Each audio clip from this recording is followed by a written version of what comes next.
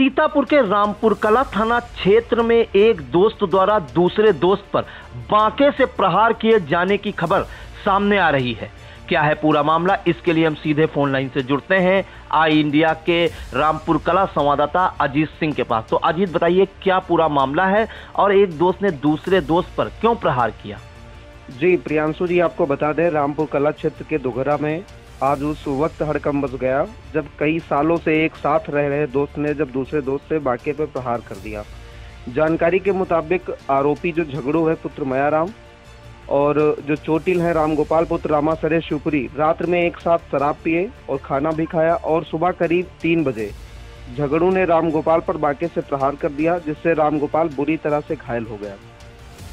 तो क्या कोई कारण पता चल पाया है कि झगड़ू ने रामगोपाल पर जो है क्यों प्रहार किया?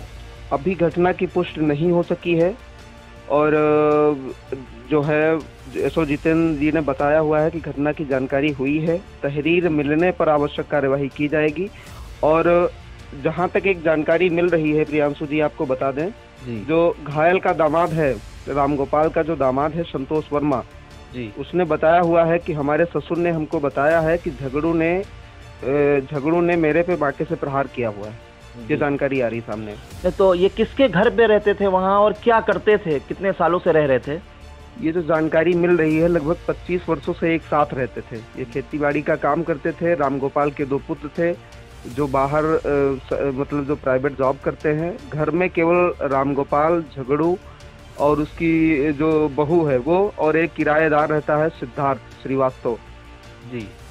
ये इतने लोग केवल रहते थे जी। तो जो आरोपी है झगड़ू पुत्र मयाराम, इनके दोस्त थे, रामगोपाल वर्मा दोस्त हैं, दोनों 25 सालों से किराए पे रहते थे और साथ में दोनों ने खाना भी खाया रविवार की रात। और सुबह करीब 3 बजे झगड़ू ने रामगोपाल वर्मा पर बांके से प्रहार कर दिया। हालांकि अभी जो है ये नहीं क्लियर हो पाया है कि झगड़ू ने अपने दोस्त रामगोपाल पर क्यों बांके से प्रहार किया, इसका कारण भी नहीं पता चल पाया है। वहीं जो एसओ रामपुर कला है जितेंद्र कुमार सिंह, उनका भी यही कहना है कि अभी तहरीर नहीं मिली है, जब तहरीर मिलेगी तब आवश्यक कार्रवाई की जाएगी। बहुत बहुत धन्यवाद अजीत। और एक बात प्रियांशु जी और बता दें आपको, ये जो रामगोपाल हैं, ये रामगोपाल का निजी मकान है। यहाँ पे सिर्फ एक किराएदार रहता है जो मैंने नाम बताया सिद्धार्थ श्रीवास्तव।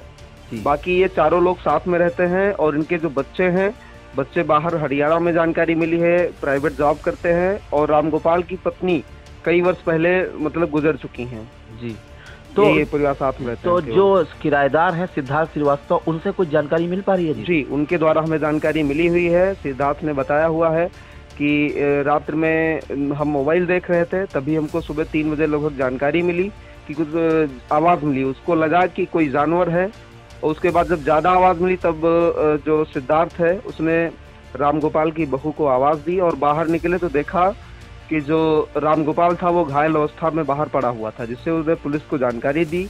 पुलिस के द्वारा मौके पर पुलिस मौजूद हुई दल बल के साथ और जिला अस्पताल रेफर किया गया, जहां प्राथमिकी उपचार के बाद लखनऊ में एक प्राइवेट अस्पताल में उसका उपचार चल रहा है रामगोपाल का। अब हालत कैसी है, कुछ जानकारी मिल पा रही है? जानकारी मिली है कि हालत जो है हालत अभी खतरे से बाहर है, ये जानकारी मिल रही है, अभी क्लियर स्पष्ट नहीं हो पा रहा है वहाँ जी।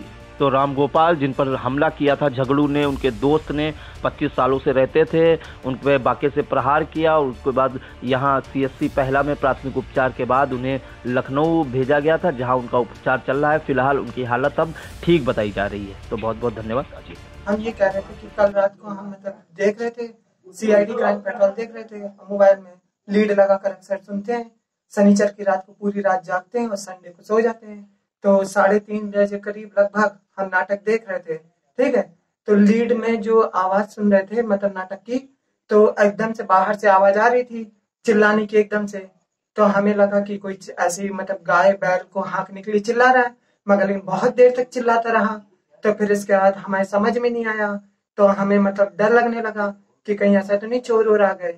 तो हमने फिर इसके बाद दरवाजा बहू रानी का खटखटाया। हमने कहा बहू बहू उठो, देखो क्या हुआ, ये आवाजें कैसी आ रही हैं। तब बहू रानी उठी।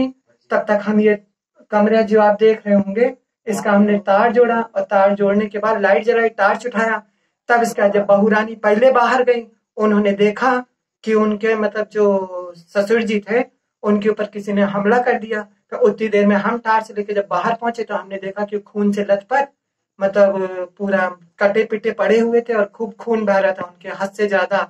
अब मेरे तो हाथ पांव ठंडे हो गए, मेरे तो समझ में नहीं आ रहा था कि हम करें तो क्या करें। आपने किसी को देखा वहाँ तो पे? कोई वहां था? पे किसी को सर नहीं देखा था, मगर लेकिन उनको पड़ा देखा तो मेरे समझ में नहीं आया। आप इस मकान में कब से रह रहे हैं? जी सर, हम कम से कम 9 साल से रह रहे हैं। और कौन रह रहा है इसमें?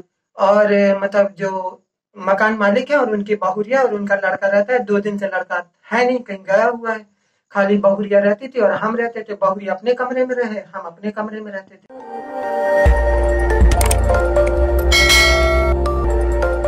खबर आपकी, नजर हमारी। देखते रहिए आई इंडिया।